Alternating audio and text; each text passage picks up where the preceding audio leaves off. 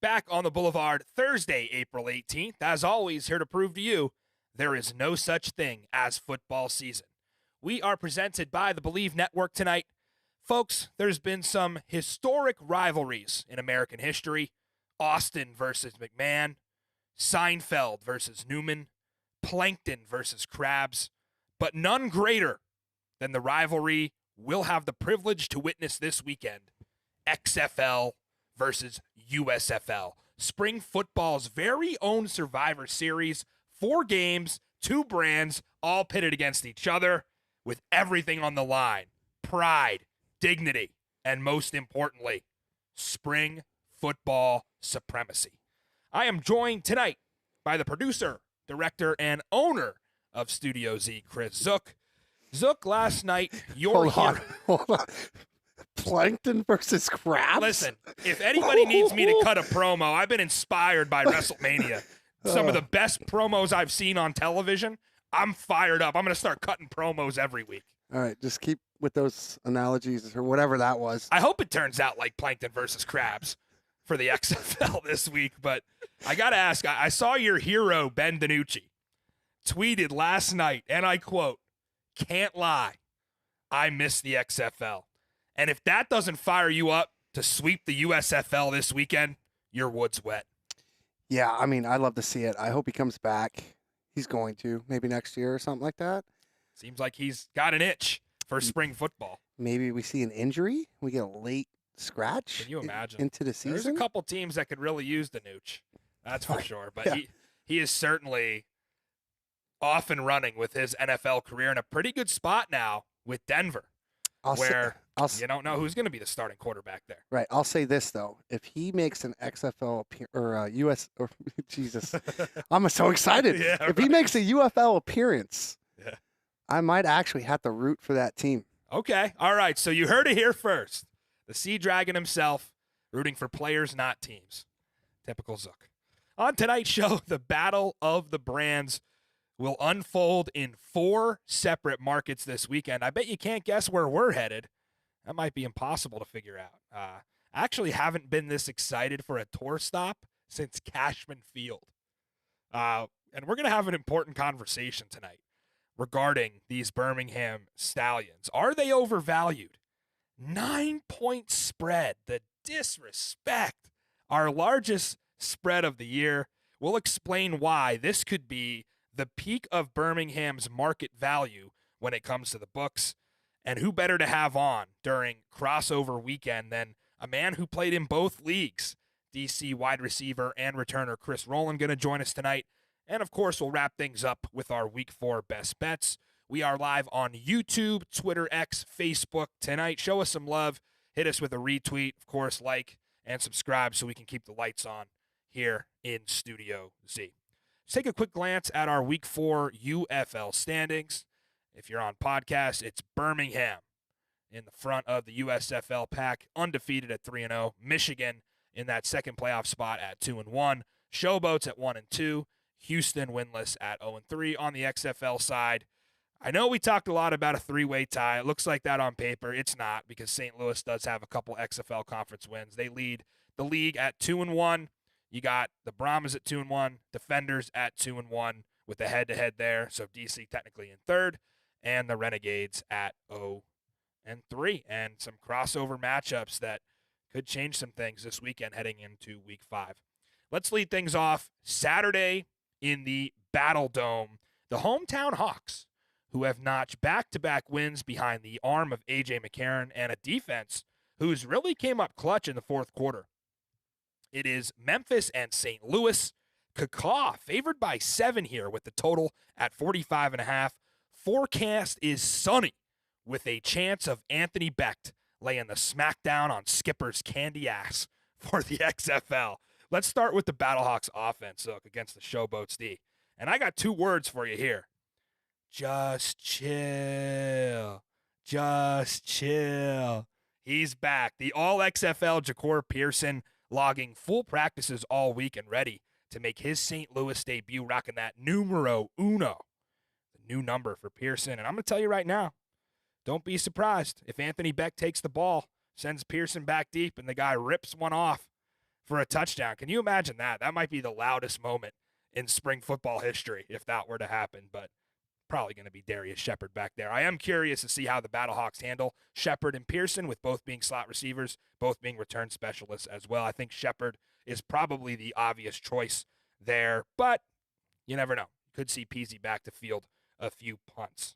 I wanted to focus on the balance that the St. Louis offense has really shown us through 3 weeks, and kind of the last 2 more than anything. They started out near dead last in the league in rushing with that dud they had against Michigan to open the season. But since then, they've climbed their way up to second in the league in rushing, also slotting in second place in scoring offense. So this offense can really beat you both ways, and that run game tends to set up the pass beautifully for A.J. McCarron. Bad news for Memphis. This is the worst pass defense in the UFL, and they looked dismal last week. Quarterbacks are completing 70% of their passes against the Showboats D. The lone bright spot here defensively for Memphis, I think they can stop the run. I'm confident in that. They held Birmingham to the Stallions' lowest output of the season from a rushing perspective. Mateo Durant, and you think about Jacob Sailors, a pretty good 1-2 punch for St. Louis, and I expect to see both of those guys show up for AJ in the pass game as well. But, man, I'm just picturing that 4-receiver set and what that's going to look like on Saturday with Aitman, Butler, Shepard, Peasy. How do you stop that? I don't think you can, especially after Memphis got torched by a similar group of athletes that the Brahmas threw out there in the fourth quarter with what they had: Kirkland, Stevenson, Justin Smith, and Cody Latimer. So very similar here. I don't think Memphis can stop it. The Showboats have forced some takeaways. They have 5 on the season, but A.J. McCarron, still the only starting quarterback to not throw an interception in the UFL, and he has 93 attempts. I'm going to bet he makes it to at least 100, if not more, without throwing a pick. Battlehawks taking care of the ball like they did early on. Last year, we talked about them being the only team that hadn't had a turnover in the beginning of the season. They're also 5 of 7 on 4th down conversions, so Bruce Gradkowski staying aggressive, very efficient as well at getting the point after when they do punch it in the end zone. I expect another 30-point day for Bruce Gradkowski and the boys. Heavy edge here to the St. Louis offense over that Memphis defense. And we got to get Ja'Cour Pearson up in DFS contests.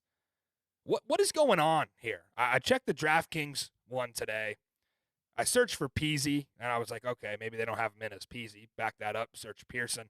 No price. He's not loaded in yet. He's practicing, guys, and he was actually on Instagram Live a couple days ago, and he was just chatting with some fans, and somebody asked, when are you playing? And he said, I'm back, so come out and support because, this is what the XFL draft was really all about, and we had our eyes on a lot of these different guys on the XFL side. But, yeah, you talk about the Showboats defensively, you see kind of what Birmingham was able to do against them in the pass game. Martinez went off for 335 yards passing. They really got whatever they wanted against the Showboats. I don't think this is a secondary that's capable of slowing those receivers down, especially when you throw in the tight ends with Jake Sutherland and Kamari Everett, who have been very good. I don't know if St. Louis will have that great of a day on the ground, but I expect AJ's numbers to improve in this one. And I think the Battlehawks, like I said, can possibly top even that 31 that they scored last week and get well into the mid-30s. Let's switch sides to the Showboats offense against this Battlehawks defense coming into this one. Kind of also, to me, feels like a mismatch for Memphis. Donnie Abraham's game plan was near perfect last week for this Battlehawks D. San Antonio had no plays longer than 15 yards. A big key, limit those explosives, especially in the UFL. Those can kill you, those big plays. We've seen teams lose to Michigan because of their ability to generate explosives, lose to Birmingham because they seem to torch people with explosives. So I did think that St. Louis pass rush was lacking a bit. They didn't even register a sack last week, and they were playing against a few backup linemen.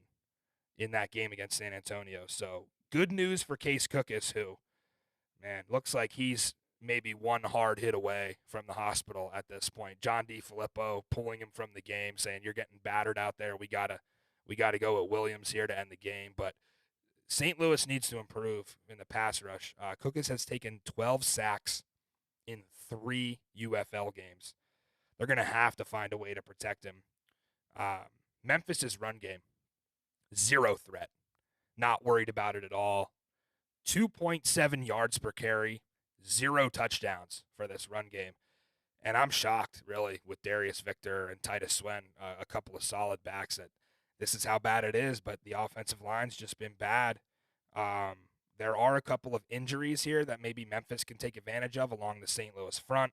Starting nose tackle Austin Fiolu being held out of practice this week. Monitor his status. And Pita Taumopenu is practicing in a limited fashion, but he's also nursing an ankle. The good news for Donnie Abraham's unit, they'll get linebacker Mike Rose back after missing him for 2 games. And I thought the offense, when the Memphis offense gets into this one-dimensional mode where it's like just Cookus and he's trying to find his receivers, I think St. Louis can key on the big playmakers in this offense, like a Daywood Davis, Jonathan Adams, a Vinny Papali. And I think they do have a capable secondary. They've only allowed 2 passing touchdowns this year. Chris Payton-Jones is a guy who we've highlighted, been really good, playing seems like every snap out there, and then they tackle well. I also got to give some love to linebacker Callahan O'Reilly. That is a football name right there. He's out of, I believe, Montana State. He was an XFL Combine pickup, one of the few guys who made it from the Combine into the league. And what an all-time name. You just got to call him the Auto Part Dynasty. If anybody has seen Tommy Boy, you know the Callahan brake pads, the O'Reilly Auto Parts. Callahan O'Reilly, that's a name right there. So the Battlehawks are going to be the pick for me here, Zook. I like them to cover. I lean the over, but not a strong lean on this total. Who you got on Saturday to lead us off in the XFL USFL rivalry weekend? I'm going to stay short-winded on this one, unlike you. Simple. We're taking St. Louis. Simple. Too easy, right? XFL for the weekend. Yeah. 3-1. Foreshadow. What do you expect from the Dome? You think big crowd against Arlington, 40,000, 317, I think they pull. Yeah. This is a day game, but I don't know. I think they can take that. I think they can up that even this week. I'm not sure if they're going to surpass it just because it's a day game, but it's going to be rocking in there. Yeah. We're going to see how that Michigan offense or Memphis offense can deal with that kind of crowd noise. Yeah, they're not really used to that sort of thing. I think that's going to be a factor. Right. For sure. Yeah. So, yeah, absolutely. I'm pretty heavy on St. Louis, not to foreshadow the best bet, but I do like them here big in this spot. On to our Saturday night Survivor Series doubleheader here. This is our first non-standalone UFL games. This is big, so we're going to party like it's 1999 and check our local listings. When's the last time you've had to do that? Or you could email zhobproductions@gmail.com, and maybe he'll have a solution for you. What do you think, Zook? You got a solution? I sure do. He wasn't prepared for this. I was not prepared for that, but I sure do. I have a solution. We're selling VC boxes to get There's a plug. Every damn game. Yeah. Hit me up. All right, I'll reset this one for the clip. So we start with DC and Birmingham, the UFL championship game preview. We all know we're going to see this one in St. Louis on June 16th, so we might as well get a little appetizer here. Stallions are the 9-point home favorite, total sitting at 46.5. Forecast was back and forth. It said 70% chance of rain, now looking like no precipitation, so it's the South. You can get a pop-up thunderstorm. It can come on pretty quick. We're going to say, as of right now, things should be okay. It doesn't seem too bad. Up to 20-mile-an-hour wind gusts. DC's used to that from last week. That is your forecast. So possibly a sloppy night in Stallion land. This also might be an under spot to look at because of the weather. I think it's a very high total, our highest total of the year thus far. So let's look at DC offense against this Stallions defense, which to me, this is one of the more fascinating matchups of the season from two units clashing against each other. I'm going to make a case for Jordan Ta'amu here against Birmingham. They haven't faced a quarterback this dynamic yet, so I think it's going to present a challenge that John Chavis hasn't seen yet. Jordan went for 16.1 yards of completion. He also ran for 5.9 a carry against Arlington. This offense can absolutely do damage in the red zone when they have the ball. In their last 7 trips to the red zone, they've scored 6 touchdowns, and that's a really high rate for a league where you notice teams are settling for a lot of field goals, especially down on the goal line. They've also established a pretty good identity in the wide receiver core. This is a deeper room than we thought going into the season. Ty Scott, Chris Rowland have really settled into their roles in those role player spots where, Rowland was asked to man the slot, Ty Scott making big plays. And I think these two might make their way into the starting lineup very soon, if not this week. Defenders do lose starting tight end Briley Moore to the IR with a knee injury. But the good news, they could get Kiki QT back, which could be very good for this past game. Just a guy who had a couple opportunities to score his first few UFL touchdowns taken back by penalties. I think his potential is still very high. So obviously the issue for this Fred Keiss unit has been the ground game. Neither Cam Harris or Darius Higgins have been able to produce what Abram Smith did in 2023, although I do want to remind you, through the first 3 games of the XFL season last year, Smith only averaged 51 yards. So it wasn't really until week 5 when he had that monster game against St. Louis that he broke out. So this backfield still needs some time. It's not looking promising, but I do want to give him a little more of a chance here. On paper, don't get me wrong, Stallions defense scares the hell out of me. They have double the sacks as anybody else in the league with 17. They've only allowed 3 touchdowns in 3 football games. And get this, opponents 0 for 6 in the red zone on scoring chances against Birmingham. That is unbelievable statistically. So it takes a big play to beat this defense. And Mark Gilbert, their top corner, is back after missing last week. So I'm not going to go the whole way and say I give DC's offense an edge here. What I will say, they're going to score more than anybody else has on Birmingham this season. I think they can get 3 touchdowns and a couple of field goals and maybe land somewhere in the mid-20s, which isn't too far off from what odds makers are projecting this one out. I think they have it at like 27-19 Stallions when you consider both the spread and the total. So big improvement from the defenders' O-line as time has gone on here. They allowed 4 sacks in week 1. They were down to 2 sacks in week 2 and just 1 sack last week. So they're finding a rotation. They're playing kind of 6 guys up front, but they're getting better. And listen, Jordan is not an easy quarterback to bring down. We saw that last week. I expect him to be right around that 5 yards a carry mark yet again, but I'll keep saying this. Jordan cannot do this all himself. You cannot expect him to take over games constantly while trailing in the second half and just putting all the load on him. Like, you've got to establish a run game.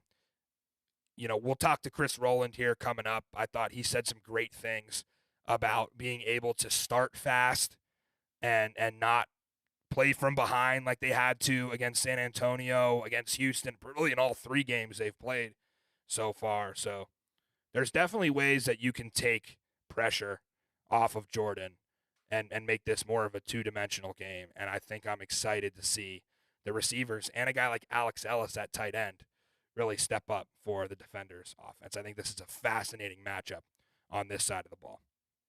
I do want to shift focus to the Birmingham offense against the DC defense now. This is where I think the Stallions probably pose a slight edge, especially from a betting perspective. I haven't been impressed with DC's tackling thus far. Third down defense for Greg Williams was miserable last week. They gave up 76%. The pass rush, non-existent. I mean, we hyped up this front seven a lot in the preseason, and they're last in the league in sacks with 3. And this scheme is predicated on getting to the quarterback, so it's not working. I don't know where Davin Bellamy and Trent Harris have been. They're not showing up in the box score. They were supposed to be a deadly duo, and I'm willing to give them more time, just like I gave the running backs, but it's got to start this week. Andre Mintz is a guy who's been rehabbing his hamstring. He's set to come back against Birmingham, and they're going to need him. They haven't been able to bring down any of these quarterbacks, whether it was Chase Garbers, who is mobile, but then Reed Sinnett and Luis Perez, guys who don't scramble, and they still weren't able to get home. And I don't have much confidence in them being able to bring down Adrian Martinez, who's the fastest quarterback in the UFL. He's only taken seems like 2 or 3 sacks this entire season so far. So Martinez, deadly threat on the ground, rips off a first down every time he runs, 10.6 yards a carry. DC does get Isaiah Johnson back at corner. That's another big thing you don't want to miss.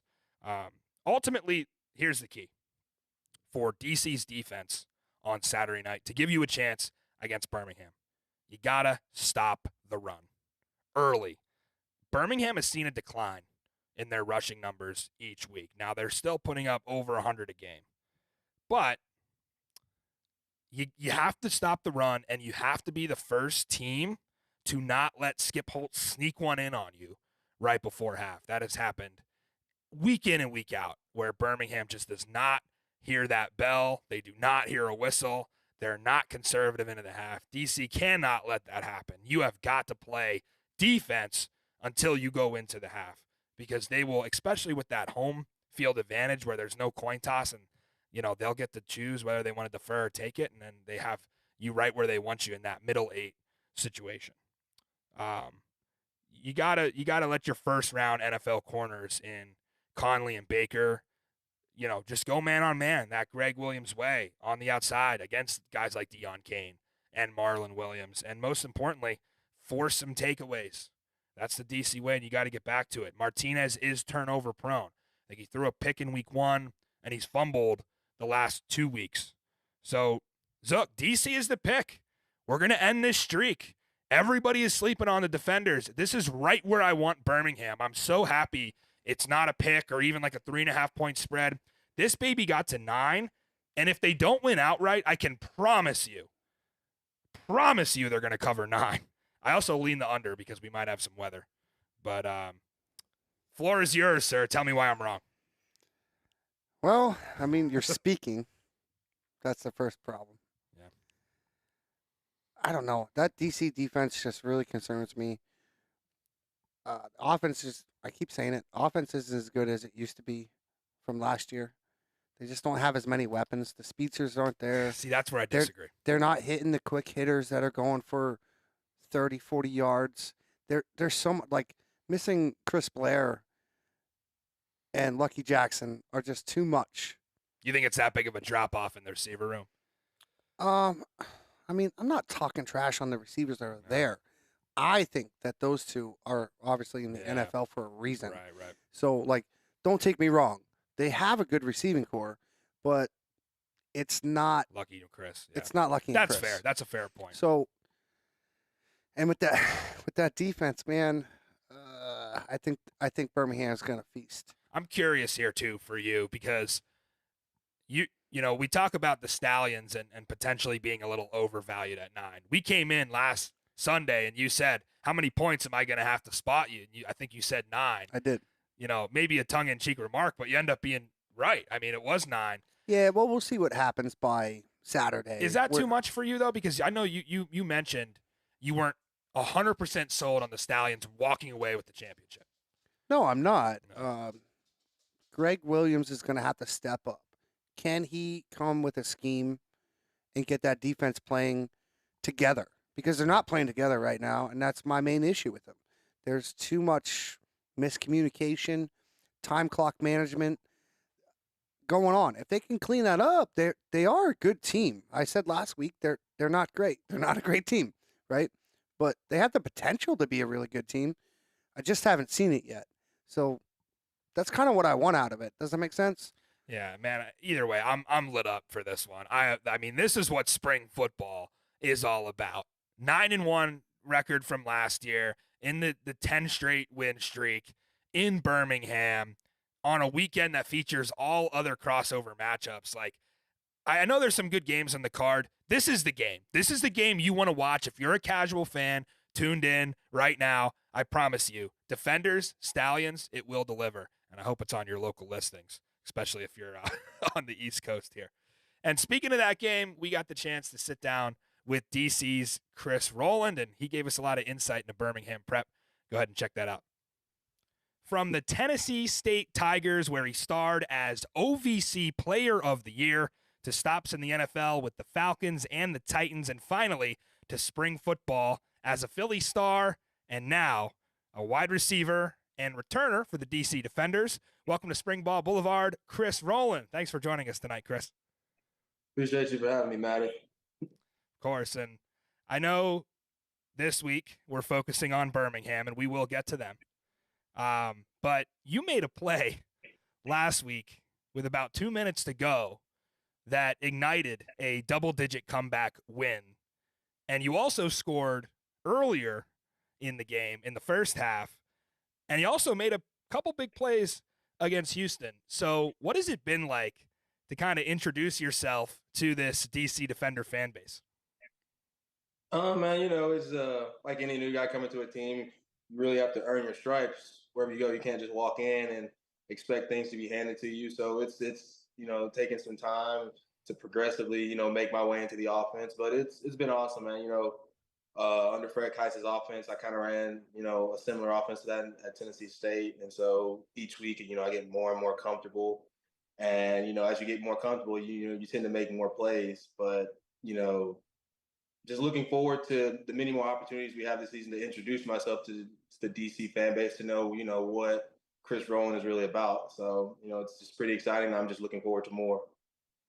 Yeah, when I heard the news about what Coach Keis had gone through, I just immediately, they're not losing.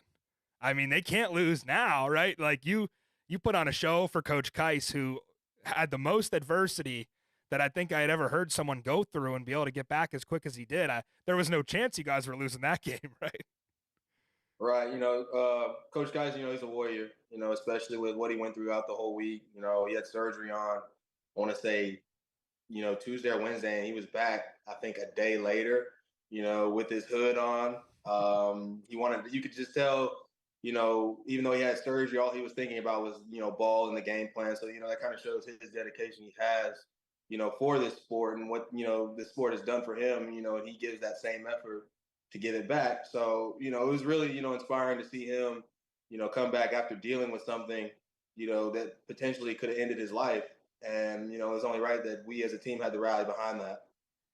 Yeah, to kind of follow up on your individual performance against Arlington, that was the kind of game that could have put you on the radar for something like a Player of the Week. Now, for those who don't know, you are a representative of the UFLPA union, which negotiated player bonuses with the league in the offseason. It was kind of similar to the $1,000 win bonus that the XFL had going last year. You guys had something in there for a Player of the Week bonus at $1,000 a week, and some other season-long accolades to be handed out at the conclusion of the year.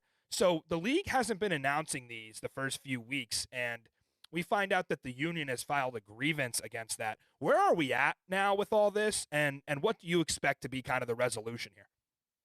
Well, as the UFLPA, we always, do our best to, support the players and just provide answers. But as of now, we're kind of at a roadblock with how, league operations is handling everything right now. I can't really touch too much on it, but as far as, the Player of the Weeks, we're going to work, our butt offs to get that situated.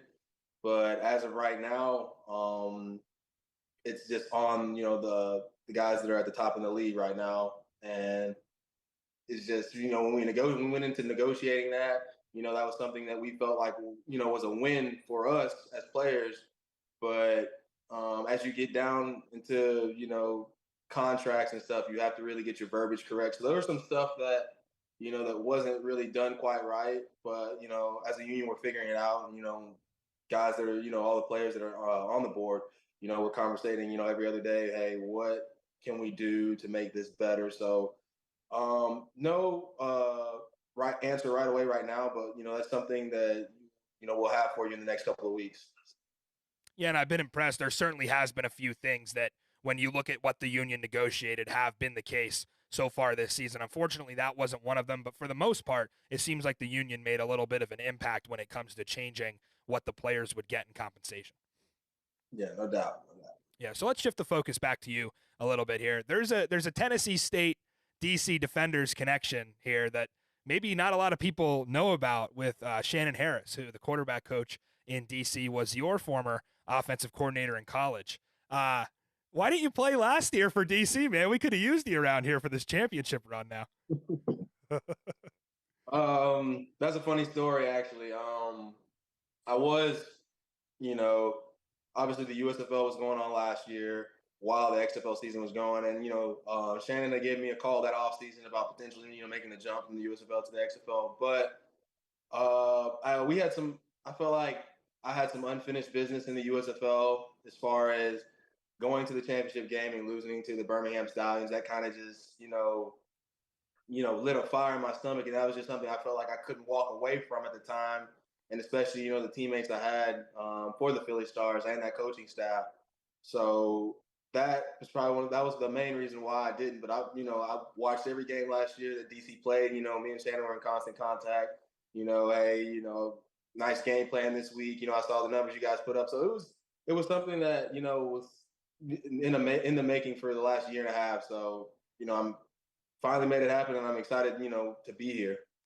Yeah, I'm glad that year-long recruiting process worked out, because it's great to have you. And that's kind of a good segue into Birmingham this week. We were talking kind of before here about you and Jordan being a few guys who have seen Birmingham. You've seen them a few times. You scored on them in the USFL championship game a couple of years ago. And this is the same John Chavis defense now for the last couple of years. So the downside of that is Birmingham knows all about Chris Rowland, right? You're not going to surprise anybody over there. What's the approach this week offensively to be able to move the ball against them? Just focus on the main thing, focus on our keys, not stalling out in drives, and just really, it's us versus us out there, no penalties, getting behind the chains, and just focusing on the next play and putting together positive plays.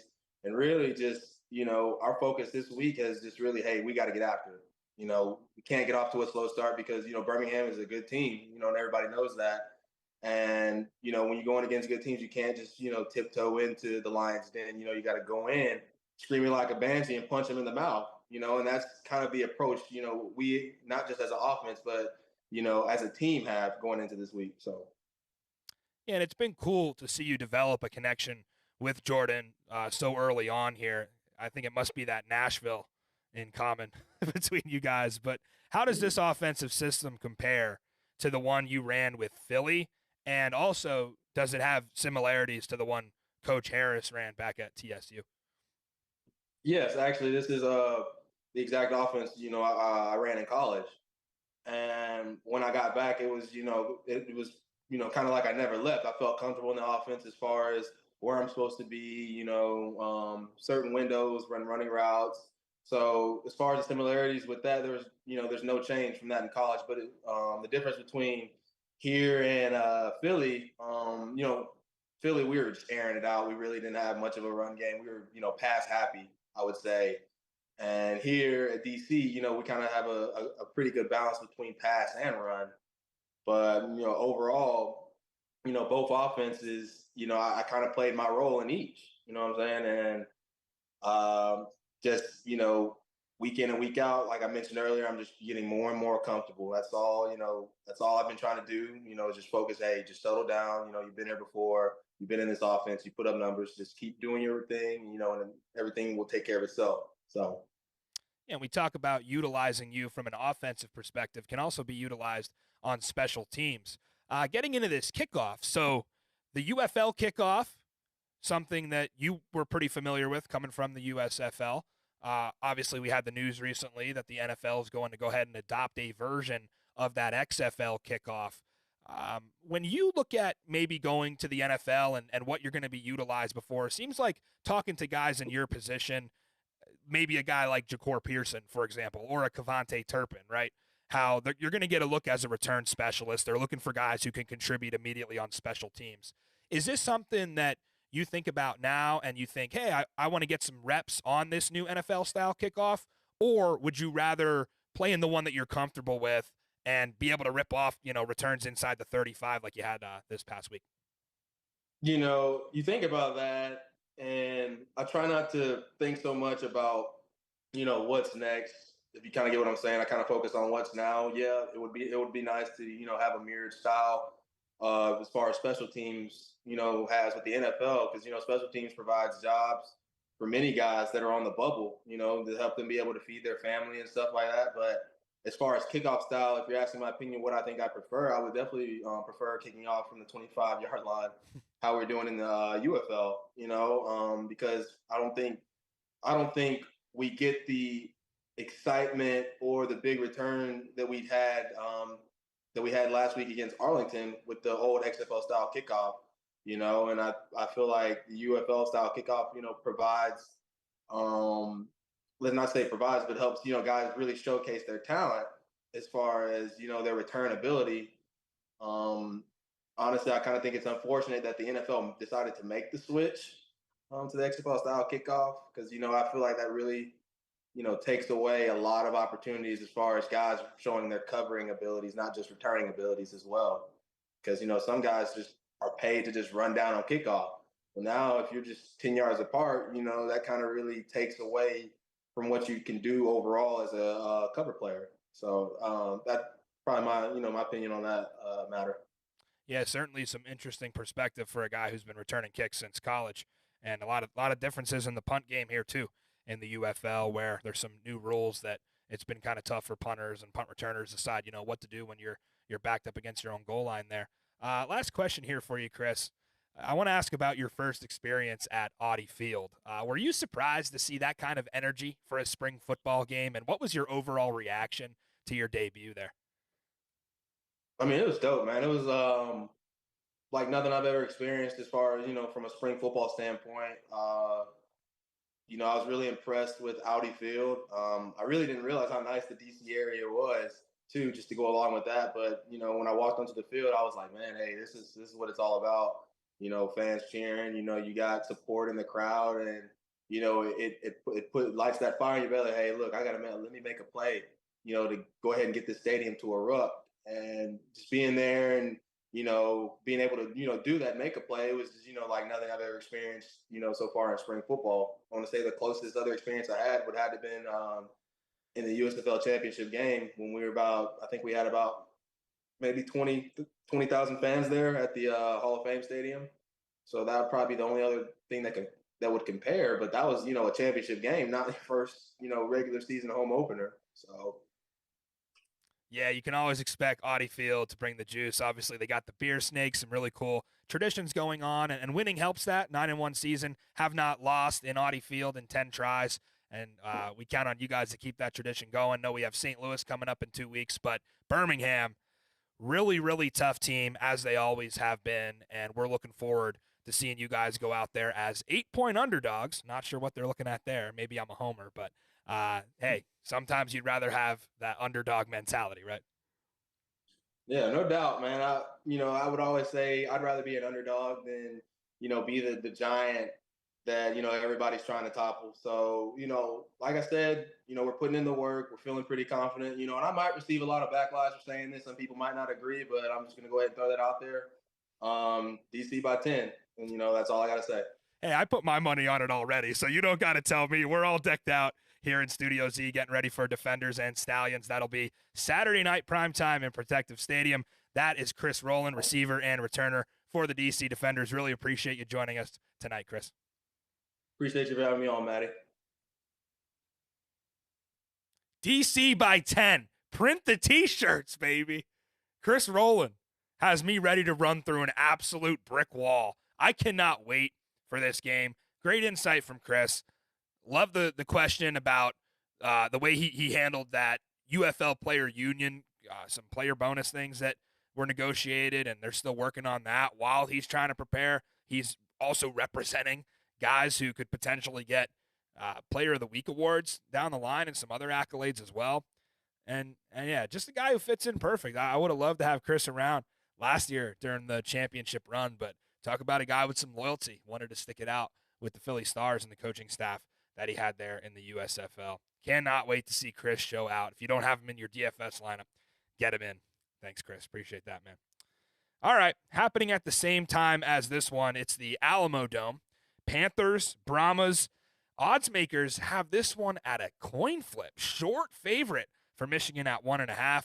Total sitting at 41.5. And forecast yet again ideal for Jake Bates, the Earthquake Bates, to nail bombs with a roof over his head. Is Michigan ever going to play outside? This is 4 straight weeks that the Panthers get to be indoors. Come on. Football's meant to be played outside. They're going to have to play outside a lot the rest of the season. Well, what do we know about the Brahmas?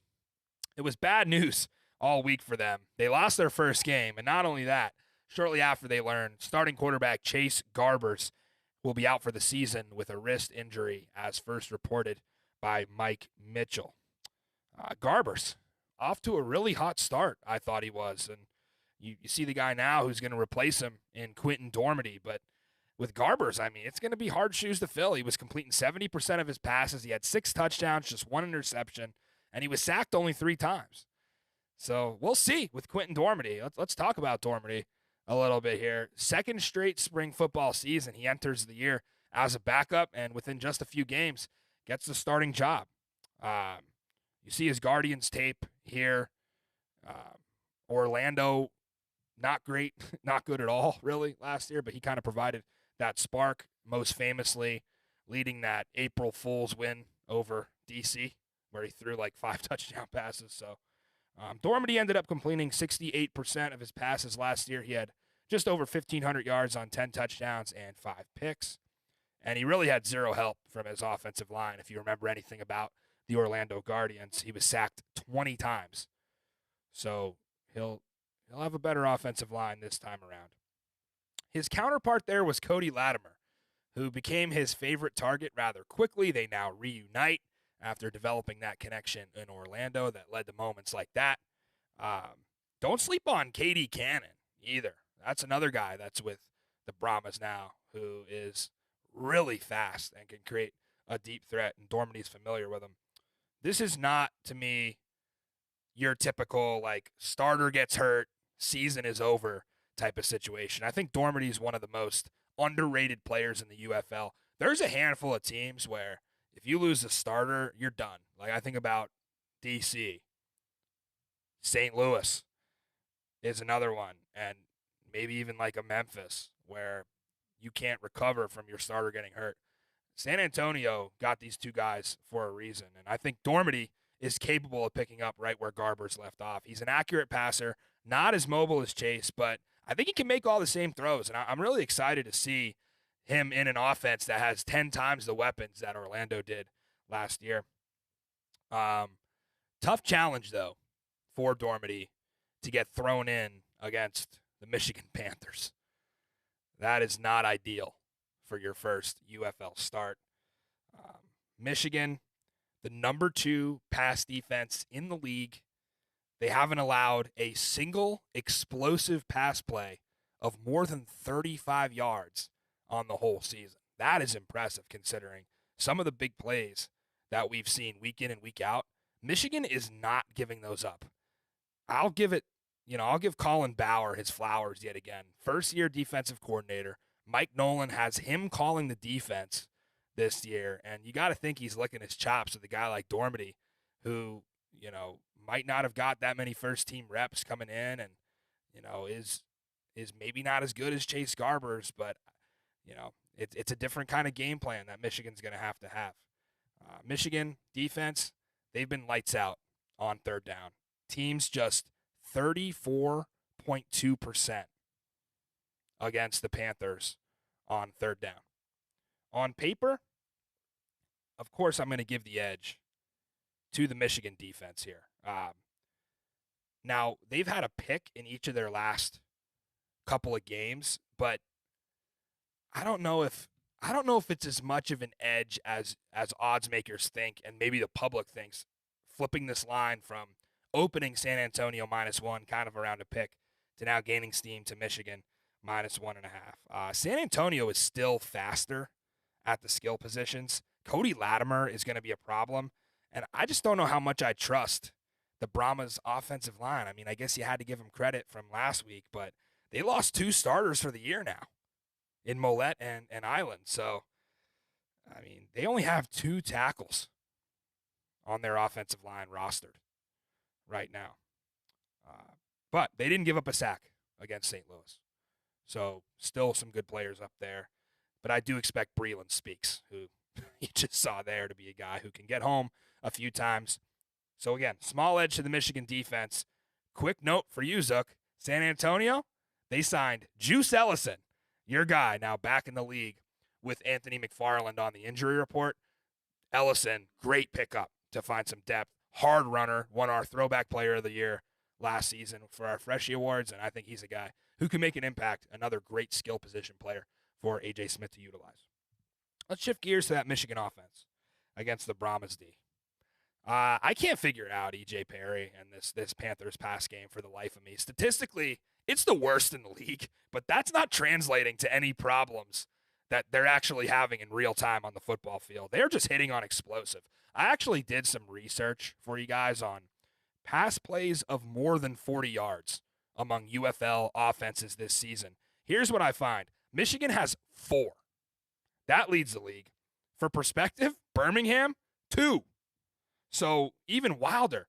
When you look at those and you break it down, those 4 completions of more than 40 yards for Michigan, that makes up 42% of their entire passing output. 4 plays. Just a statistical anomaly. So you have to think at some point these explosives will slow down. Or will they? Will they just keep burning people in the back half of the defense? You got to look at this week as an opportunity for the Brahmas pass defense, who is actually tops in the league against the pass, so they have that going for them. They allow less than 175 yards a game through the air. Very good number. They've only given up 2 passing touchdowns as well. So I said last week, Michigan's offensive line across all of the UFL was the most impressive unit in the league, not among just offensive lines. I think they had the performance of the week across the entire position unit of the UFL. I was shocked with a few starters hurt, what they were able to do against a really tough Houston front 7. They protected Perry, and they gave him time. And some of those guys were battling injuries. And yet again, you have 2 guys on the injury report banged up. It could get tricky here with the pair of tackles not practicing this week. So San Antonio defense expected to get their best pass rusher back in Delonte Scott. That'll make a difference. And this is where Wade Phillips and the Brahmas do present an edge in my book. I guess you never really know when you got Marcus Sims out there scoring from 80 yards plus for Michigan every week, and he's been an absolute star and can flip a game right on its head. But yet again, he's not practicing due to injuries, and it seems like Michigan has this strategy in practice where they hold their stars out. Happened with E.J. Perry last week, and then they end up going. So monitor those. I think Sims will probably play. But San Antonio's the pick for me here, and Jake Bates is obviously going to keep the Panthers in it with his ability to just hit field goals from the concession stand, but I think Brahmas are the play here. Not going to make it a best bet, but I do kind of lean the over, which, of course, Zook is on the exact opposite side again. Of course I am. I lean with Vegas. I don't trust you. Well, I'm not the odds makers, so that's probably a safe bet. I really trust in that Michigan defense. I'm not sold on Dormady coming in this quick. Come on, that's our guy. I do like him. You love him. You love him because he beat DC last year. Yeah, you were in your glory that day. Absolutely. I have a soft spot, but April Fools. Can he throw the GTFO? You know what's actually funny? I don't know if you saw this on Instagram. Quentin Dormady looks strikingly similar to Andrew Luck now because he beefed up his beard a little bit. Ooh. There was an Instagram post last night that got 12,000 likes on UFL Instagram, which is well above their average, and you should have seen the comment section. There's nothing like a strong beard game. There are people coming into this that think Andrew Luck is starting for the San Antonio Brahmas based on how similar that graphic looked. That's pretty wild. To Luck. I wish we had it. Go on UFL Brahmas Instagram. Check that out. Of course, Luck is going against Dormady here. My pick's Michigan. It doesn't matter that he Easy looks pick. like Luck. This is the only crossover game that I'm going against the XFL? No, it's not. You picked Birmingham. And I yeah, you know what? counted on you. Yeah, So I did come go on. to I'm on an island out here all by myself. Listen, Vegas has them at -9. Come on. You think you're going to win money line? I don't think. I know. GTFO out of here. It's double acronym use. All right. Whatever. So that's San Antonio and Michigan. We'll see. I don't know what to expect from that game, but I lean promise. And boy, did we save a barn burner for last. Oh, you know what this one reminds me of? We were just talking about Orlando. This reminds me of Vegas and Orlando last season when both teams came in 0-4. It was being tabbed as the toilet bowl. We thought the game would absolutely stink. And you know what? It ended up the highest scoring game of the XFL season up to that point. It was electric. I loved that game going back. And it just so happened the Vegas Vipers had a quarterback that night by the name of Luis Perez who led them to a win. Here we go again. It's the 0-3 Renegades and the 0-3 Roughnecks in the Lone Star loser-off between Bob Stoops and C.J. Johnson. Listen, Stoops is favored by a field goal here. Total's at 46.5.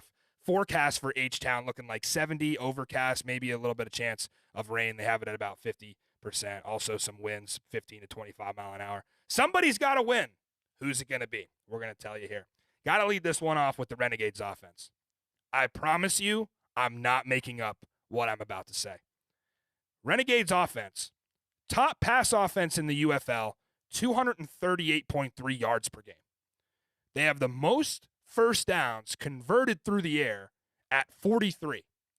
They're hitting 62.5% on third down, which, you guessed it, tops in the league. They even have the most two-point conversions.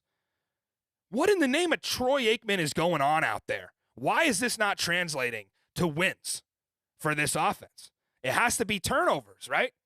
Wrong. Turnover margin, 0. They're not turning it over. So this offense is complete to me. Perez is tearing it up. Tyler Vaughn's absolute weapon against DC last week and in the championship game last year against them. Javonte Payton seems like he never has a defender within 10 yards of him. Seems like he just burns the defense on every route he runs. Such a reliable option for Perez. Sal Cannella, monster.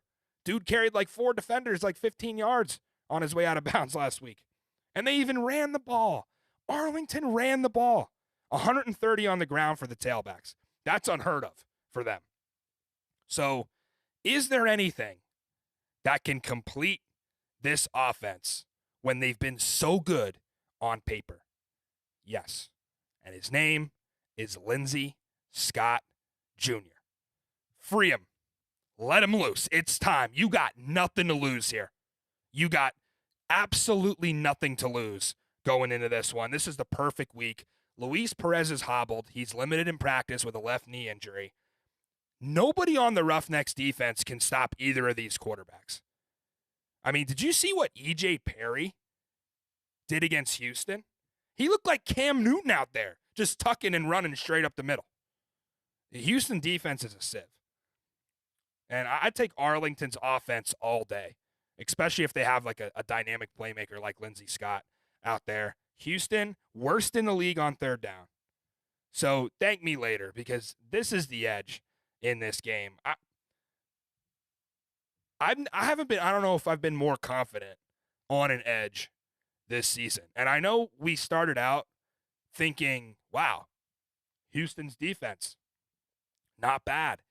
Got a guy like Reuben Foster, who could be one of the better players in the UFL. Have Chris Odom, who was the USFL Defensive Player of the Year. You know, they had, and they were stopping Memphis. You know, that almost led them to a comeback in week 1. They had some success defensively with Cornelder taking a pick six back 99 yards against DC. But it completely unraveled. What was that for Houston last week? Giving up 34 points to one of the worst offenses in the league? I've lost all faith in that side of the ball after they started off decently enough in the first 2 weeks. They have some injury concerns. They had a player retire. And again, with this Arlington offense, they could not be stopped. They hit their first 8 third downs against DC. They have the weapons. I mean, you think about if Letty Brown catches that ball on that 3rd and 5, they probably walk away with that game. What would the number be?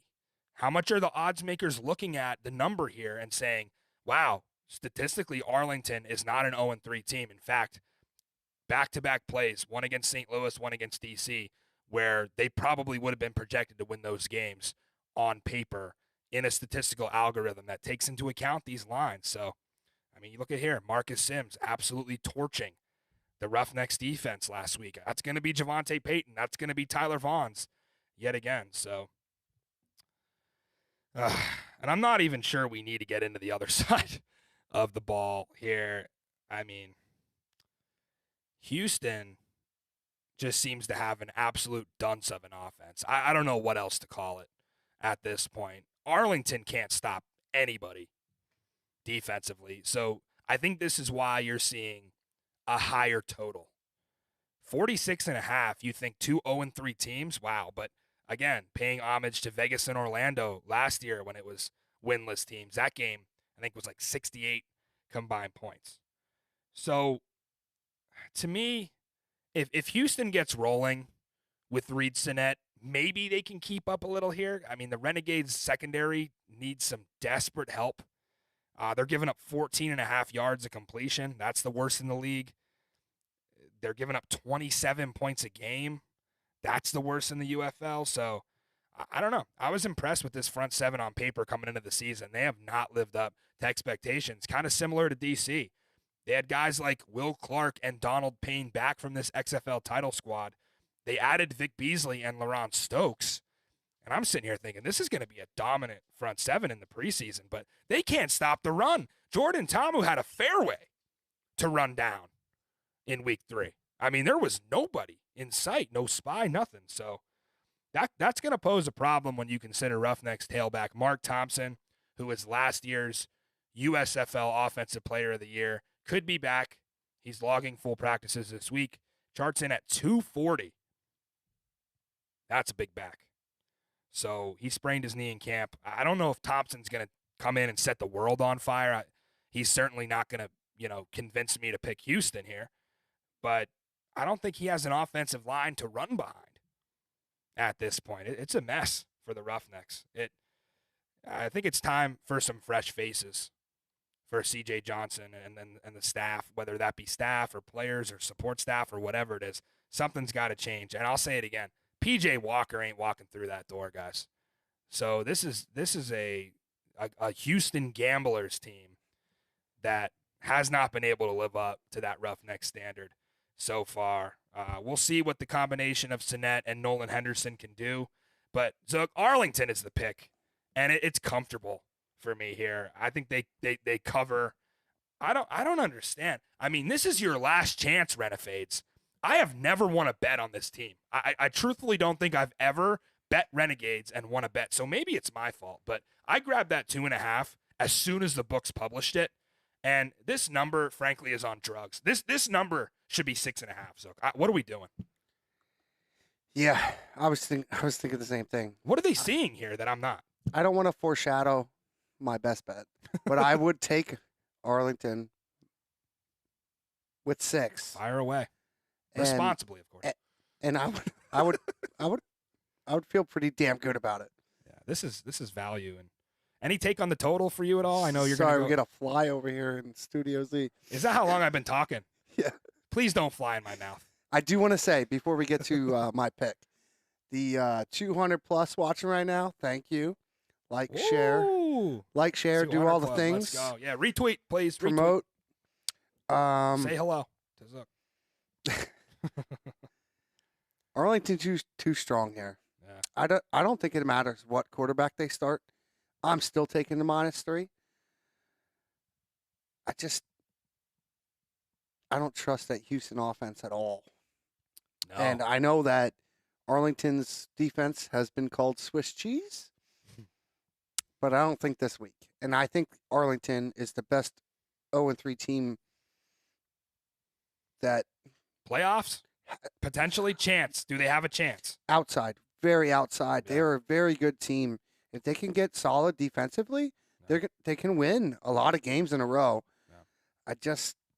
I don't see it. I think they're too far behind. But if I were to take a long shot, I mean, what's their odds now to win a championship? Oh man, you wouldn't believe what it is. It's like 23-1. And what the hell happened last year? They came back and did it. Yeah. I'm not going to count this team out ever. Well, not ever. But if they go in 0-5, all right. They have the coaching advantage. They're off. I mean, that offensive like, how do we have an 0-3 team with number one in that many categories on offense? You don't see that. It's crazy, and they should have. They probably should have won 2 games. Can you imagine how upsetting that's been for Luis Perez? Like, to go out week in and week out, and it's just like, he's the type of guy who's like, he's a very calm quarterback. He's never going to put the blame on other guys. He's always going to take that. And you were going to see a fired up Luis Perez this week. And don't forget, Deontay Burnett going against his old team. Yeah, that's a guy you want to watch this week. Absolutely. So, again, fire away on that one responsibly. I got no take on the over-under, but we love the spread. Into our Battle of the Brands tour, which took a very quick intermission in week 3. It did feel good to kick back at Studio Z and watch a couple of games here on the VC boxes. But now we are back in transit. And folks, this is the one that you've all been waiting for, that I've been waiting for. We're headed to spend $1 on beer in Alabama, Birmingham, one of the gems of the Deep South. Believe it or not my first trip, not my first rodeo to Birmingham. I've roamed East Mississippi and West Alabama with the best of them, from Quitman to Demopolis and everywhere in between. So excited to get back there. Hands down, best cuisine I've tasted in my entire life in this region of the country. But the brisket is not the only thing we're excited for here. We're excited for the football UFL championship appetizer on tap, round 1 between the Defenders and the Stallions. Stay tuned to our Twitter and X feed at Matty Fresh TV. We're going to have all kind of behind-the-scenes content for you from the Battle of the Brands tour, and then on Sunday we'll have a recap of that Defenders win. We'll see you in Birmingham. Can't wait. Hope it's a good crowd. I'm expecting it will be. All right, so a holiday 5-pack. Again. Let's go. Well, it worked out for us in week 2. We It did very good doing this, and I think we've done a good job identifying when there is value on the card. Again, 4-3-1 start for me, 2-2 for you. We're learning, right? We learned a few things. Well, I told you last week, I'm pissed. I'm coming out. Yeah. 2 plays for Zook this week. I'll lead us off. DC, I got them at 8. That line has moved to 9, so lost a little bit of CLV there. But that's okay. I'm fully confident with the 8. Zook was egging me on to take the money line. I don't have to. I'm going to take the points. Of course you would. Why wouldn't you? You know, and I'll just be as happy as a clam when DC ends up winning this game outright, knowing I had 8 points. What are we doing with 8 points here? I'll take that all day. I told you, it's plenty. They needed it. And it's moved to 9. Who's betting Birmingham? I don't know. Maybe I'm biased. Just maybe I'm biased. But I am taking St. Louis. Just maybe. I'm taking St. Louis as well, -7. I actually might be more confident in St. Louis -7 than I am in DC +8, believe it or not. I think the Showboats have a long way to go, and playing in the Dome with a bad pass defense, Peasy coming back, I just think everything is stacked against them this week. We did see St. Louis take an upset to Michigan. I think they got it out of their system. I'm coining this new phrase. Peasy's worth 3. Put him on kick return. Why not? He's worth 3 on the spread. So, you're looking at -4 instead. Yeah, that's a good bet. I like it. I love St. Louis here. And then, we're going to take Arlington, which if I had to rank my plays confidence-wise, this is the one that I don't know if I've been more confident on a play all year, which scares me because these are the Renegades. These are a team that haven't been good against the spread at all. Had them against Birmingham week 1. They let me down.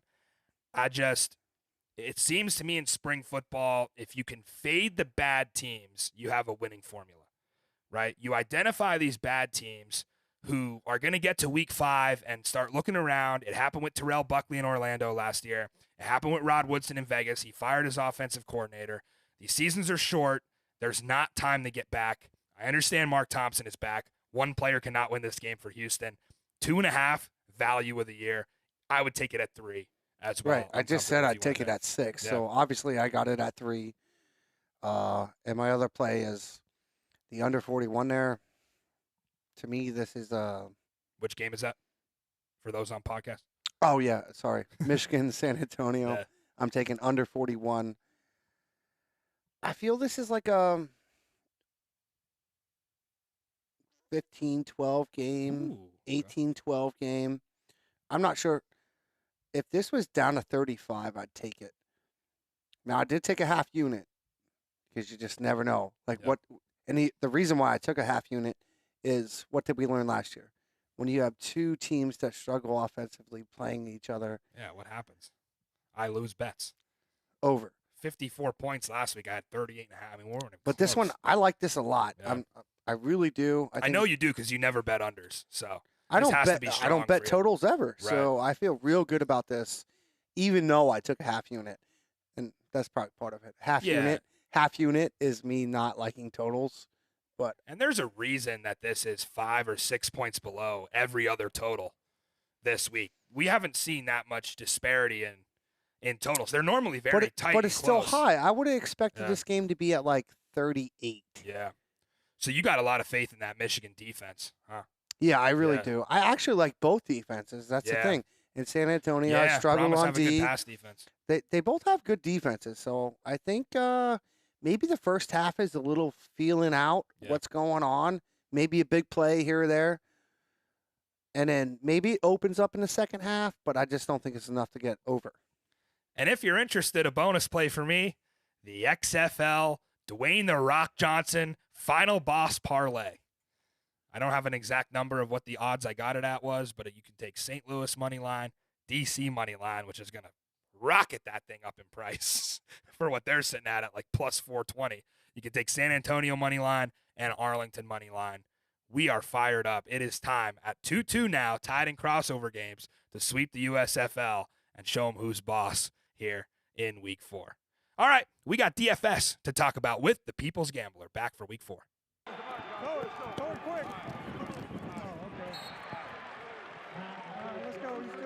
There's a blitzer! There's a fucking blitzer! I'm killing it!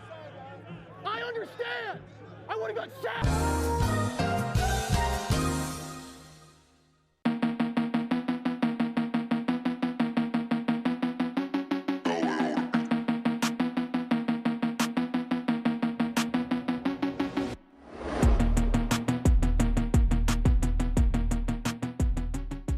Stardom, Luis Perez. The Spring King and the Renegades enter their Week 4 matchup with their backs against the wall as they travel to Houston to take on the Roughnecks. Despite their 0-3 start to the year, the Renegades rank second in total offense behind Birmingham, and Perez leads the league in passing yards with 737. Each week, Perez continues to improve his stat line from the week prior, and I am confident in his ability to put up big numbers and keep the Renegades' playoff hopes alive. Start Luis Perez. Sit 'em, Jontre Kirkland. Kirkland has been on an absolute tear to start the season, recording 9 targets in each of his first 2 games and was targeted 14 times last week. But with the injury to Chase Garbers, Quentin Dormady is now under center for the Brahmas, and I believe Kirkland's target share will regress in Week 4. Kirkland also posted a 50% DFS ownership rate last week, so this is the perfect time to fade him. Look for other San Antonio receivers to have a breakout week, especially Cody Latimer, who was a go-to target for Dormady last year in Orlando. Sit Jontre Kirkland. Sleeper, Devin Gray. Aside from his 26 receiving yards last week, Gray has been quiet this year, only being targeted 4 times. The former Philadelphia star racked up over 700 yards receiving the past 2 seasons, but has yet to have a breakout performance in the UFL. With E.J. Perry settling in and gaining more confidence in this offense, I believe OC Marcel Belfay will dial up a deep ball to get his former star in the end zone. Sleeper, Devin Gray. Follow me on Twitter at peoples_gambler for my full DFS lineup, and we will see you next week. Thank you, TPG. Another very informative segment. Go give him a follow on X. He's been hitting on a lot of these starts, sits are great value as far as guys that are way overpriced. We're talking Kirkland at 10 grand. I totally agree there that probably going to be some regression. And again, we talked glowingly about Luis Perez. So I endorse it. I support it. I think Devin Gray is another great sleeper. So go follow TBG. He'll have his full lineup up on his Twitter account this weekend. All right, that's going to be all she wrote for us tonight, Zook. For the producer, director, and owner of Studio Z, Chris Zook, I'm Matty Fresh. Before you get out of here, share the video, give us a like, and subscribe so we can keep the lights on here in Studio Z. And enjoy XFL versus USFL crossover rivalry weekend. If you're going to be in Birmingham, give me a shout. I'll be on the sideline. Try not to get run over and trampled by the horse that runs out with the Stallions. Wouldn't that be something? I think Zook would have a good laugh if he saw me down there. Maybe I'll ride the horse out. Maybe I'm the jockey this week, Zook. I think that's going to be my position. But nonetheless, always remember, there is no such thing as football season. And we'll see you Sunday night for a recap.